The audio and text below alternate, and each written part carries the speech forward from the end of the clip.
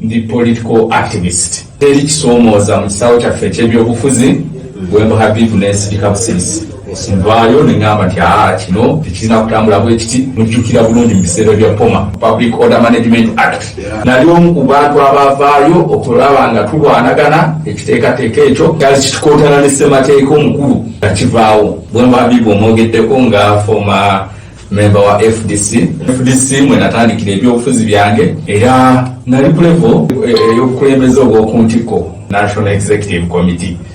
Nze National Secretary forever.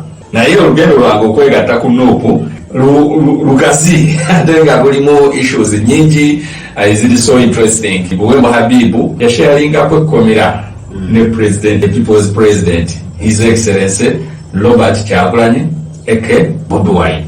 Yes, twaliwa mu komera mu 2019. Era mukulembeze waffe. Era nga mukulembeze waffe era abantu gwe bali organizinga balonda gwe bassaamu obwesige okubakulembera. His Excellency mu mwaka gwa 2019 nze nakwatibwa ku issues zaali z'abatembeeyi mu kibuga omwo ne bana abakoleramu arcades. Nga tuli ku nsonga y'okulaga obutali bumativu, omusolo gwe basolooza guno gwali gwakasasiro beene nga tugwakanya nga tugamba nti si kituufu okutussaako bano nabugabo omukirini Kampala Consortium nti bajje bacollecting kasasiro ate batugyeko ssente ezivunaanyizibwa okumuyoola.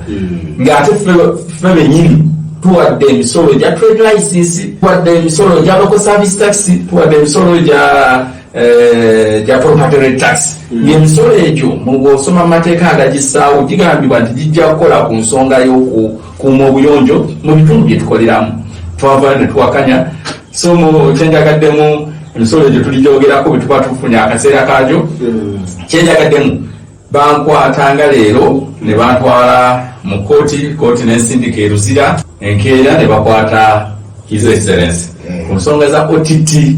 Eno tukayo nga BUWEMBO HABIB gyali bwe yali akyayita mu process eno eya administration nanengera naga nti HABIB BUWEMBO ate ki konze munnange ndi wano ensonga za koyewo kati abasirikale bwe bategeera nti bamanyiganye ne batukiriza kubeera nga at least we relate okwogereziganya kwaffe. By then NRM yali tenalowoozebwako, ndowooza twali tukyali mu kisinde kya people power. President nayogera nange nangamba nti HABIB nze nkulaba mwana gy'olwanamu nenkola gy'okolamu ebintu byo naye wandize ne tudda ku generational cause ne tulaba engeri gye tutambuzaamu. Twayogera bingi bye sijja kuwasanguza ku mpewo. So twavanga tetukanyiza kwegatta ku NUP oba ku people power, then tufuluma ekkomera era on record we were the first politicians okube abasooka okulabika ku kola gye bayitanga teleconferencing court. Abatwala mu kooti eyo batwambusa mu upper prison we wali screens ezisika ne mu kooti omulamuzi atudde eno nawaza okweyimirira then esookera kunze ne president era batwala nga batusibye empingo yemu bweti okutujja mu Maxon Bay okutwamusa mu upper prison. So I shared that good moment. It wasn't good, but to me it was a good moment with the president, sharing a story together. Era buli lwe tusinkagana ampita musibe munnange HABIB musibe munnange, sharing that historic moment with him. Olugendo lwange gye lwatandikira okutandika okulowooza mu kukolerako awamu naye mu mwaka gwa 2020 ekkomera tulivuddemu 2020 abataddewo lockdown ya COVID-19. Awo ojjukira Honorable Zach Francis we yagaba emmere abasajja ne basibuka empisa abali mu uniform ne bamukuba emiggo kakana nga bamulese mu ddwaliro Rubaga bamuleeta mu constituency ate mwe mbangalire ya Rubaga South mu ddwaliro ya Rubaga Hospital. Nafuna akadde nempitayoko ngenda okutuukayo nga ne president gyali era nagamba be yali nabo nti kasooke njogeremu ne musibe munnange netwogera netunyumyamu. By then kati NUP yali etandise okulowoozebwako bali mu process tutaddewo kibiina ky'ebyobufuzi twayogereziganya nensigala mu FDC yange ne tugenda mu kalulu ka 2021 era nga ndi mu FDC kati mu 2022 mu 2022 bwe waliwo tocha eyali egenda mu maaso mujjukira story ya Kakwenza ku allegations nti omutabani w'omukulu w'omukulembeze waliwo eryana lino eryakuzibwa ekyejo General Muhoozi yali ayingira mu nsongasonga ezimu ezimukwatako n'ezitamukwatako Kakwenza n'ava n'akozesa essimu ye n'abuuza naye kituufu ddala ono genuine general mu magye teri muntu asobola kufuna training ey'amagye n'okola ebikutuusa n'okuweesa akayo bwa jeno ng'olina olubuto olufaanagana n'olubuto olw'omukazi akuzizza najjayo ekifaananyi kye nakisa ku social media nagamba olubuto ku mwana omuto wa nasale ayinza okugamba nti ze pregnant mother then point endala gye yasongamu yagaa nti nno bw'otunuulira hips ze teziraga kifaananyi ky'omusajja akola training emutuusa ku ddala lya bwa jeno ebigambo ebyo birabika mwana w'omukulembeze tebyamusanyusa n'akwata Kakwenza ne bamutwala mu safe houses ne bamutulugunya mu ntulugunya bannayuganda ffenna gye twalaba Kakwenza yagenda okuva mu kkomera nga yenna omugongo gujjudde ebisalisale n'alanja nalaga nti badde bakozesa ne magalo okunsikamu ennyama ffe ng'abalwanirizi b'eddembe ly'obuntu twavaayo ne tuvumirira ekikolwa ekyo bwe tukivumirira waaliwo debate mu ggwanga lyonna about state torture. Debate eyo negenda ne mu parliament. Omukubiriza wa parliament, by then she was still a deputy speaker, Anita Among. N'avaayo n'agamba nti in Uganda there is no torture. What we are having in Uganda are masqueraders of torture. N'acitinga example y'omu kuba member wa parliament, Honorable Francis Zake. N'agamba nti of recent, Honorable Francis Zake just won a torture case in courts. But he has been seen in, was it Tanzania or Rwanda, participating in parliamentary athletics, and he won us a gold medal. Kakati mugazera ako yenga alinga nti mu ggwanga tewali kutulugunya abantu n'ekiriwo be bantu abeefuula nti batulugunyiziddwa bamascaraders bessawo bwessane ne bessa mu kifaananyi ky'okutulugunyizibwa. Twavaayo ne tukiwakanya ne tugamba sipiika kye yakoze mu luzungu tuyinza okugaa nti was a mockery to torture victims. Ne tumuteerawo ultimatum y'ennaku 7 aveeyo yetondere abo abazze batulugunyizibwa era ne tukola listi. Ku listi okwo kwaliko Honorable Zake, kwaliko Kakwenza, kwaliko Dr. Kiza Besigye, kwaliko President His Excellency Kyagulanyi Robert ojjukira ne tusaamu Maseruka coordinator wa NUP Kasese ne tugamba nti at least if you are not convinced that Zake was tortured, look into the cases of these other Ugandans. Tukozesa kesi ya muntu omu n'ogamba nti mu ggwanga temuli ki kutulugunya abantu. Naku 7 zaali tezinakwakola. I remember wali Lwakutaano, then ku Lwokubiri ne wabeerawo ttiimu y'abantu abaali abanyiivu bannayuganda ne bakwata emiggo gy'abalema ne bagitwala ewakaawe ne bagamba nti eggwanga lirimu okutulugunyizibwa era n'obubonero obulaga baabana bali ku miggo. Emiggo ne bagikasuka ku gates za Mutamungu, then Deputy Speaker. Ku Lwokuna ne wavaayo ekibinja ekirala ekyalaga obutali bumativu ne kipaintinga bulungi embisi ne kigissa mu kala eza yero, baliko kala enjeru ne baddira emimwa gy'embisi ne bagisiiga lipstick ne bagamba nti ekifaananyi kino kirepresentinga Anita Mungo. Ne badescribinga bulungi kala emyufu erepresentinga lipstick bw'ayambala ku mimwa, white representinga kiwigi ky'ayambala nga akubiriza parliament, then yellow representinga kibiina kyakolaki kyatuulamu. Ekyo nno kyekyavaako obuzibu n'atunula mu records nga Buwembo HABIB yadde ne ttiimu emuwa ultimatum ya nnaku 7 n'akubira IGP akasimu n'agamba nti Buwembo HABIB is the one behind the commandship of all these groups that are attacking me. And they are dead 7 days hasn't elapsed. I'm so scared what will happen after the 7 days ultimatum, they said. Nasaba Buwembo HABIB akwatibwe. Bankwata bantrackinga bwe bayita okutrackinga ku simu mumakya ssaawa zaali 2 kitundu nva waka nfuluma bwenti ekikomera sajja baali bana abansalako nga bali muleeya munga bwalumiriza. He's the one, I know him, he's Buwembo HABIB. Never gamba, is there any offense I've committed? Don't say anything. Why ntandoza seconds ntono nnyo. Okulaba amagye ne police mu byabalonga bajja badduka badda side gye tuli.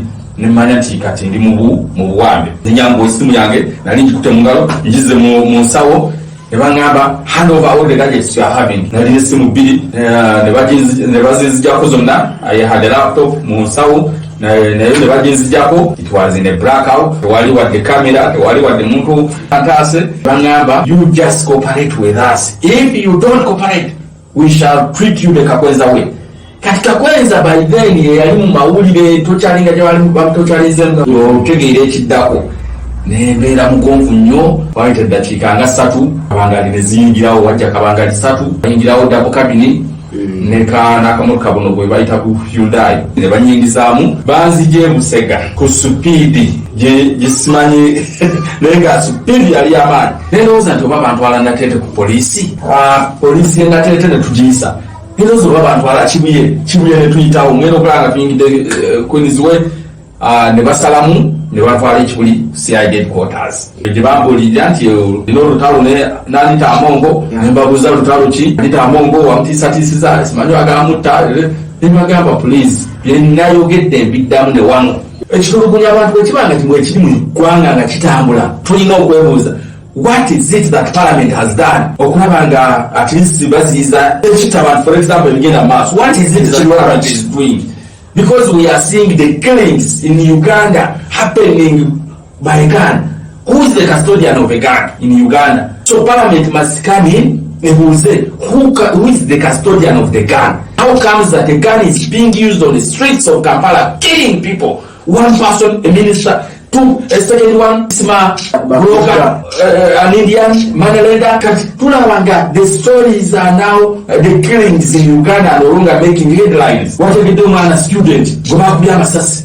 Bamukuyama sasi. Naya mukuyama sasi. Izalaloze zati mubbi. Nabya ita kumjangwane. Nemukuyama sasi. And it did not make any headline. And the parent to this student, bali mukaba, bali mukwenyiga bimundu, luli mukusoka. Twalaba Museveni ng'avaayo bakuyama sasi nga jali ku milioni 10 milioni 5 alage nti akumbwagiramu nabo. That is not enough. Kati ne milioni 5 tebakyazigaba. Lwaki okutta kufuuse kwa bulijjo tekukyakola ki? Tekukyakola mawulire. Museveni is on the record. Amini bw'awamba Obote 1. Museveni said Amini cannot lead me even for a single day. Naddukamu exile. When he went to exile, history alaga nti yagenda bugenzi just kufuna budamu eryatuule n'atandika okuyeekera ku government ya Amini.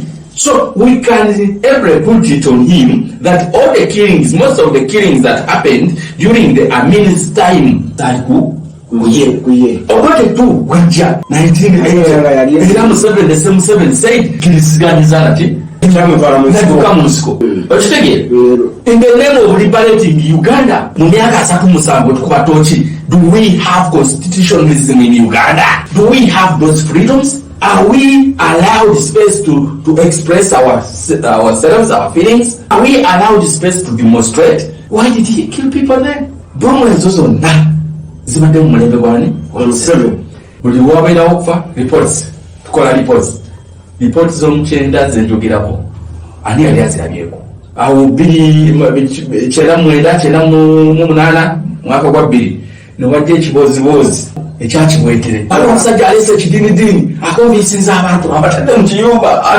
asimya ekinnya kati baguddeyo bafudde bali mu 10,000 the same kibwetere story in the same week ne basanga entaana emakindye wano entaana nga zirimu abantu massive emakindye ne bano bonna kibwetere bwe bagamba nti yettira mu kiyumba n'abantu beyatta ate yafuna ddi amaanyi aga transporting emirambo kanungu agiretemakindi. When we started asking such questions ne baleeta ban. There is no any media from today that is allowed to say anything about Kibwetere saga until when the conclusive report is revealed. Media ne badigala teriyaddamu kubuuza kibuuzo kyonna babyebuuliza waka tobifulumya ku muliraano gwe tunaakwata yenna ng'ayogera ku Kibwetere ajja kubabuuza emyaka giri emeka ripooti yali efulumye baali bajjawo baani nti kati mukkirizibwa okwogera ku skandale. The question remains, who killed those people? Kakati tudamiro gy'obutale owina ayidde nakasera akayidde kati katatu kayidde akejindi kayidde ebiriro bwe kikwata kyekidirira nga tulaba omukulembeze w'eggwanga ng'ajja bannange kibinyo naye mbawozeyo akawumbi ab'omubino bajjukira yabawola akawumbi bw'amala bawola akawumbi n'agamba nti to be self with my kawumbi ekyapa mukireete wano baali bakyalwanagana n'okusasula akawumbi omuliro second wave kyokka abantu b'omubino ekyapa tebakirina sole wakagizanya bulisente nga babagamba n'obwananyi temulina era temulina lakukayanira katale kamu babagobaganyiza abantu b'omubino ekitegeeza balikubuwambe bawambibwa kati kyetulinda kwe kulaba nga tingatinga zijja ziwa wino wansi kubanga bo abaali bano bagundi bakayongo balinga abalinamu obwananyini bayitanga basitowa bo bakola ki babayitira muliro ne babawola sente byaba ne babibajjako kitegeeza ki nti the killing is state managed. Those killings are state managed with a mission aiming at instilling fear in the public.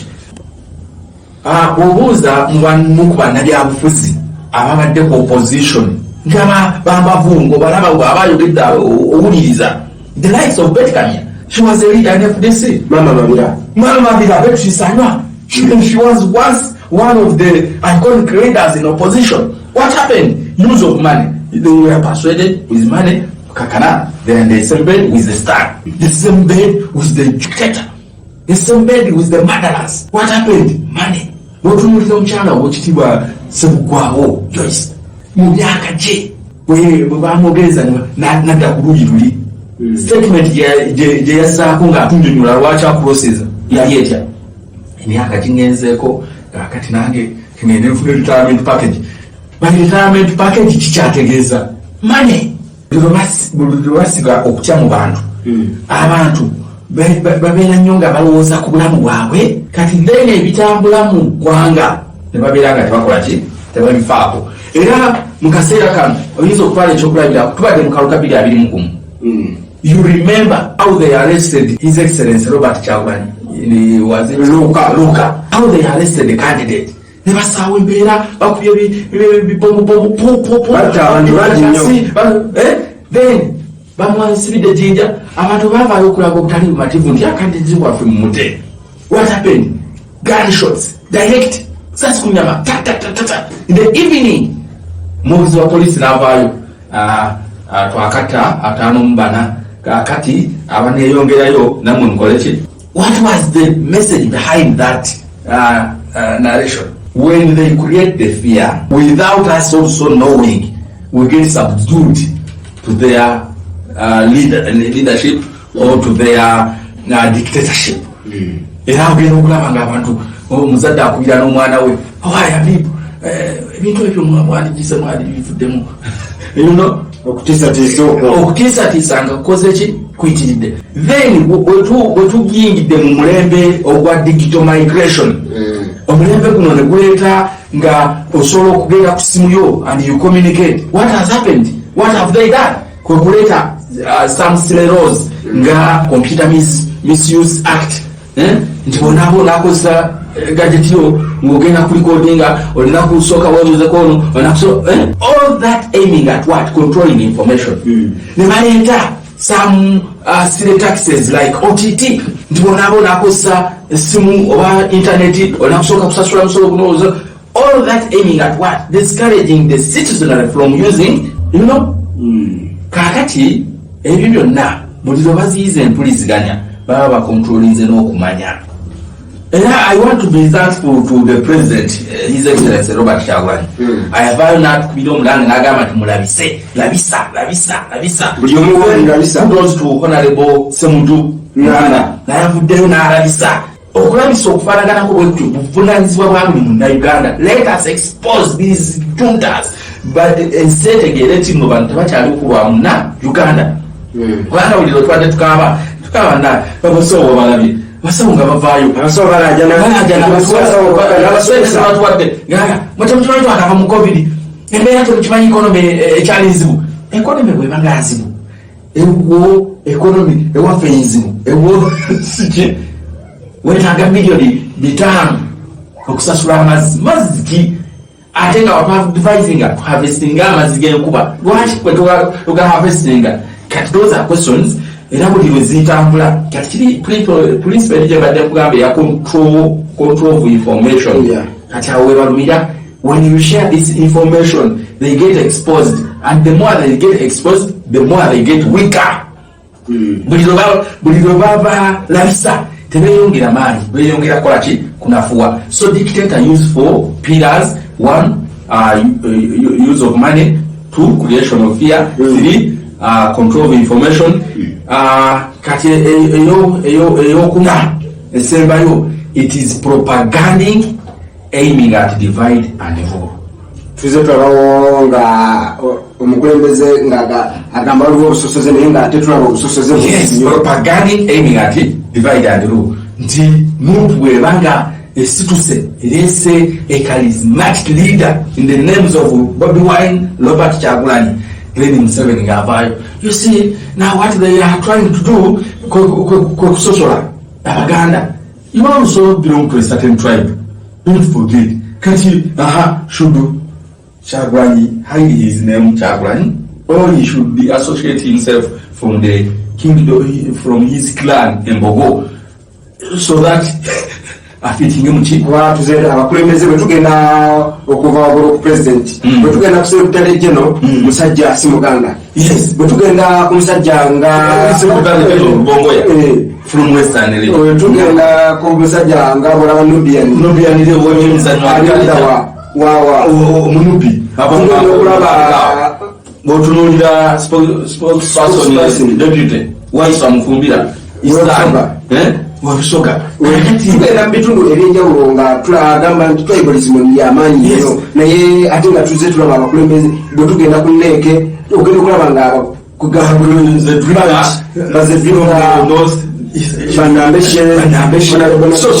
where is tribalism? All that is propaganding aiming at divide and rule. And when you air it out and you say nope is a Uganda political party, iwa katubo yagala kubawula kuba eastern obawule kuba northern na southern na western naye abantu balina okutunulira what are the practices of move okufuna ekituufu kati they cannot also get it unless when we spread the information kati when you try to spread the information ngabakozesa principle period ya controlling information yovola bati chairman Fred Nyanzi bwe yagenda chenjojo speak to them nebaga they are going now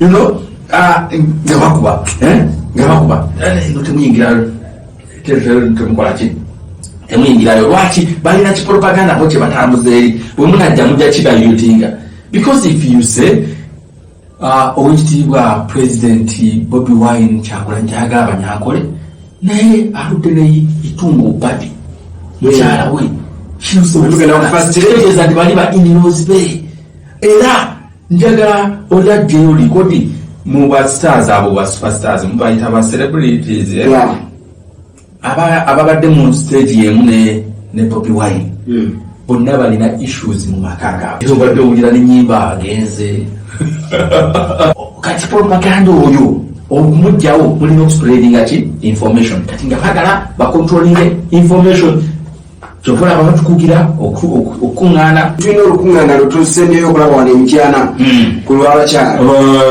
lwajoyisibagala nalwo baaluyiwa ate nga tebakolebategeddeko batya badiployize batya ate gundi simanye mamba biki netujja netugenda netulaba n'omubaka wa parliament ne kakati akyali ku buvune nga wa national unity platform era nga naye naye wamukuba bubi kalanga so kati mumbeera efaanaganako bwetyo propaganding aiming at divide and rule it is one pillar that they use kakate abamukofabazi baffe waliwo ensonga zibadde bateresa ono avuddeyo n'agamba nti mukulu Buwembo webale nnyo emirimu gyonna gy'okola era eggwanga likwanyumirizaamu nnyo n'agamba nti tetugwa mu maanyi musigale nga mugenda mu maaso n'obuweereza bwammwe then ono n'avaayo n'agamba nti nno nti yalengeddeko ekiwandiiko ekisaasaana mukuto omugattabantu waliwo ekiwandiiko ekizingana ku waliwo n'omubaka gwe bakiweereza nga Honorable Nyeko nga bagezaako okumutiisatiisa ekiwandiiko ekyo kigwira ddala mu period gye twogeddeko eya creation of fear nti bassaawo embeera ey'okusiga okutya mu bantu kati fear ebadde nnyo mu general population bawe gye batta abantu gye badde bijambya tetulyogeddeko tutwala abantu nga babisiba ku Honorable Sedirenya Sewanyana. But you don't forget, after the election of 2016 era waliwo enkola y'ejjambya ne batema abantu mu biseera bya Kayihura era ojjukira Kayihura ng'avaayo n'omusajja gwe bayita Zobi omujjukira Zobi ng'amuleeta mu mawulire aga nti ono yakuta akulira ku squad owo. What happened in the long run in the end ku Zobi? Was he prosecuted? Kati n'ekijambi n'ebibaluwa bino era tebitandise ku mulembe guno kubanga emabega era bawandiikanga ebibaluwa either bisala ssente mubijjukira story zonna Masaka byaliwo Kampala byaliwo n'omu ku babaka ba palamenti ojjukira Honorable Kasibati Moses bakimuwandiikirako Namboze n'abaka abalala. So enkola it is part of their plans eri part ku bukulembeze bwabwe okuba nti osanga abakulembeze ku level ya member of parliament, ku level ya mayor, ku level ya kansala nakola ebyo bita supportinga kozi y'abantu tukivumirira era kimalamu amaanyi naye temwerabira pillars ziri ennya zetwogeddeko dictator zakozesa omuli use of money. Pillars ezo zitargetinga fenna abakulembeze n'abakulemberwa. There are those who have been bought from the citizenry side mu bantu ne babagula ne babasa ku side eri. There are those who have been bought nga babaguze nga bajja ku side y'abakulembeze. Naye ekyo ekikolwa ky'omukulembeze omu ekibanga si kirungi tekirina kutegeeza nti struggle efudde nti ekomaawo. No, because in fight tetuwaana lwa mukulembeze. Ne bwe bukya ku makyanga omukulembeze owoku ntikko, God forbid, for example, His Excellency Robert Kyagulanyi ne bukya ku makyanga akivuddemu. We don't say that we stop it here. Yeah. We have to continue. Let us cite examples where revolution, people's revolution has happened. Tutunulire Sudan ewa Bashir abantu bavaayo ng'okwekalakaasa kuvudde kuki bbeeyi ya mugaati. Tell me just one leader, either an MP or a councillor who led. I have a kulemberamu. It was an ordinary citizen. Yeah, they made it and they celebrated. Bw'otunuulira Egypt abejjako omusajja yali Hussein Mubarak nga bakulembeddwamu I think Muhammad Morsi something. Muhammad Morsi. Yes.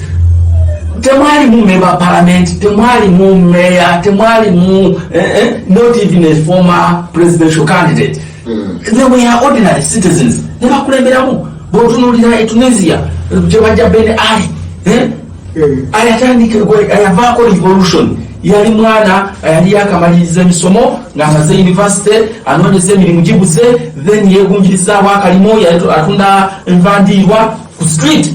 Enforcement yeri kesisi eyeri nga bwe tugiraba era bwekola wadde waffe ne bajja ne basamba ebintu bye naye ne bamukwata bweyava mukomera n'awandiika suicide note n'agamba nwalye n'ensoma noonyeza emirimu gibuze mungisaawo akalimu kange nako bakanemesezza nsazewo okwejjawo okitege abantu batandikira ne bagamba these are failures of the government and Ben Ali is no more. Bw'otunuulira South Africa tulera nnyo giwanga example gye tupraisinga Nelson Mandela. Nelson Mandela with the colleagues let us assume tuwekyokulabikako nti Nelson Mandela and Bobi Wine work. Yeah. You got arrested with the entire team. Babongo yaba bagundi ba mufumbiro bonna banyanzi ne babakusa mukomera ne batwala ku Robben Island. Myaka 27 gye bamalayo. Did the struggle stop? Yeah, stopping. Kati ekisinga obukulu is the knowledge about what we are fighting for. Abantu okutegeera ki kye tukola ki And I appreciate, I'm so thankful to His Excellency Bobi Wine, Robert Kyagulanyi, omulimu gw'okutegeeza ensi yonna okutegeera ekyo kye tulwanirira akoze bulungi. Era abasinga bamubanja bingi bagamba tetunamulaba ku street, tetunamulaba wa, but we can do it all at the core. Consciousness, knowledge building is key mu kintu kyonna kye tukola. Ne bw'oba ogenda kunoonya ssente olina kusooka kufuna amagezi agazikola ki agazinoonya. So acknowledging the world that there is a problem in the country called Uganda, and that that problem is called Museveni. Nawe lubadde lutalo luki? Lubadde lutalo kati ensi yonna teriwoolaga. I've been moving in some different countries. You know wotuuka you are from Uganda, hey? You people have a problem back home. And that problem is Museveni. Kati ensi yonna ekola ki? Ekimanyi. We have to appreciate the leaders for that. The disappointment is still around our population. The population will think the leaders will raise up one day.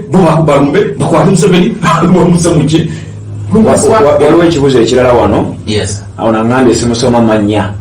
naye agambye ali mu saidi z'ekawempe gye baakawamba komuladi munne n'ategeeza nti ndowooza abadde addamu agezaako okuddamu ngeri gyonnyonnyodde n'ategeeza nti bo bwe bagezaako babakwata ne babasiba naye emirundi egisinga tebatera kulabayo babaka ba paalamenti bakansala nga bakola ekyenjawulo newankubadde nga waliwo abamu abakola n'abuuza nti gwe nga honalebo oyina nteekateeka ki ku baana bano abawambiddwa naddala mu constituency gy'ovaamu ndoza kyekyo nga tumaliriza. Yes, nze mbagambye I'm not in parliament, don't mistake me to be. I'm a honorable with that respect from the people that I do serve mu capacities ez'enjawulo. Naye if the leaders, the elected leaders have not performed their duties, let us compare them. President Kyagulanyi yatugamba nti it is people power. Manyi g'abantu. Abantu abo be barayisinga ba MP ne babakola ki? Ne babasaayo. You know, saagala kuba nti ninga akuma omuliro mu bantu. Ne tulabe incidents eziwerako where MPs have not done right. Ne muvaayo ne mulaba obutali mumatuvu ne bavaayo ne bakola ki? Ne babawinga down ne bagamba yes wano tubadde tukoze kimala. Waliwo n'abali bawakanya Senator when UP. When people express their dissatisfaction from their utterances, they had to come back and retrieve the previous statements. Never need that to kanyanechi. Just do chibina kubanga tuli bameba mu chibina. Abakulembeze bate bakoze kimala. Let us compel them to do the right thing. Then we must be in position to create our leaders to represent our values and our voices and our interests. In other words, fenna bwe tunabeera nga tutudde butuuzi nga tuli mu kunenya bunenya eggwanga lifa eggwanga ligenda nkozeewo ki mu constituency gyenva mbagambye nze na creatingawo social justice centers. Social centers bwogende Rubaga South waliyo Rubaga Social Justice Center. Center zino ne tuzizimbiramu the social justice warriors, the army, the activist team nga bakola ki kulwanirira bwenkanya eri ebyo ebitakola ki ebitatambula bulungi. Era mubadde mubalaba wansi ne wayo wewafe drone twazigoba era God forbid zigwezesazaayo owulire ekiddawo. Twalina omusajja mumujjukire, you can Google or visit YouTube, yali OC mu Kironde zone yawe Kabowa bali bamwita Justice Will najja waliwo abatuuze abali bekakasa olw'omwala ng'omuyindi aguzimbyemu Justice Will n'akuba omu ku bwekakasi David Kibuuka yali ne Kakiko Kerosi mubuze Justice Will twamusirikiriza era netumujja mu kitundu kyaffe. Era tuli mu kuteekateeka twawulidde nti Justice Bwire tebamutwala mu kooti, tebamutwala mu tribunal, wazira bamutransfaringa ne bamutwala ate Bugwezu, kati osi w'Ebugwezu.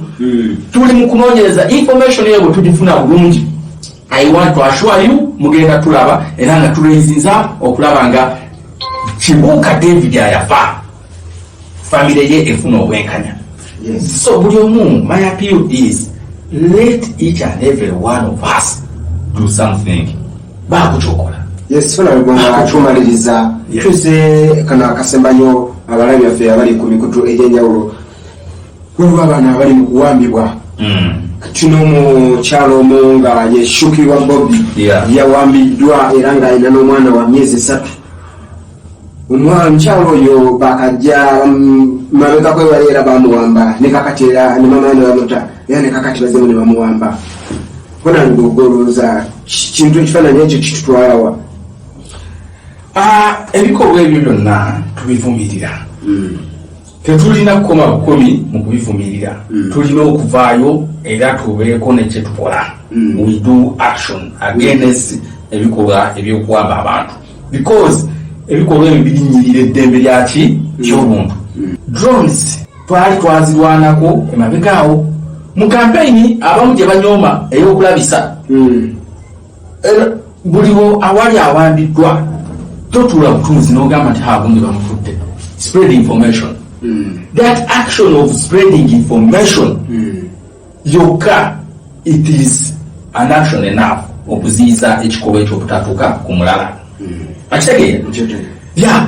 So kati awali emabega drones twatugezezzaako era njagala kwebaza Secretary General waffe wa NUP mukulu David Lewis Luwongoya nti y'omu ku bantu abenalaba abeetala ennyo mu commissions ez'enjawulo, Uganda Human Rights Commission, courts nezetali bwamu era ne applications ez'enjawulo nga habeas corpus nezikolebwa. Netulaba abamaje nga bafala bewozaako sife tukwata, netulaba police nga bafala bewozaako, netulaba through okulabisa exposing sharing the information. N'olwensonga eyo ekiri e Kawempe good enough kati it is well known. Ashukibwa Bobby yakwatiddwa erendulu eri mukubibwa. And we are planning to have a confrontational action because we cannot just let them come bakukwate bakubuzeewo naku 5 mwezi then bakusaawo and we say let us celebrate alabise. Tulina okusaawo action eziyiza ebikolwa ebyo okubeera nga bikomezebwa obutaddamu kulabika mu ggwanga Uganda. Yes, mwebale nnyo abali baffe abali ku mikutu egyenjawulo abali ku Rujugiro TV, Kimu Kyagwanyi TV, Red Zone Media. Mwebale nnyo okubanga olunaku olwaleero tubadde n'omubaka waffe era n'omugenyi waffe nga ye Honorable HABIB BUWEMBO era nga musajja mulungi nnyo era nga tujja kubanga tumubaleetera nga mu mitendera egyenjawulo nga yogera ku bifa mu ggwanga ebiri mu nsi.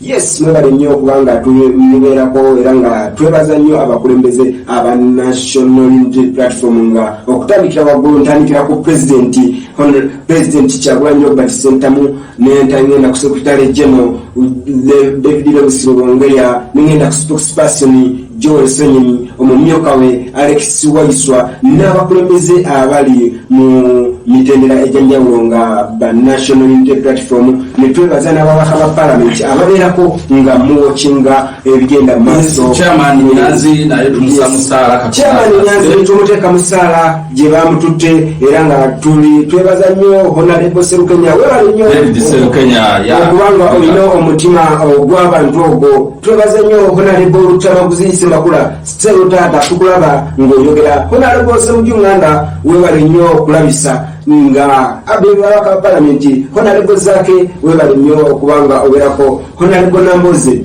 webale nnyo emirimu gye tugiraba nga ogitambuza bulungi. Mwebale nnyo abalabi baffe ababadde ku mikutu gyaffe gino egy'enjawulo olunaku olwaleero. Katubeerekereze tujja kubanga tukomawo olunaku olulala.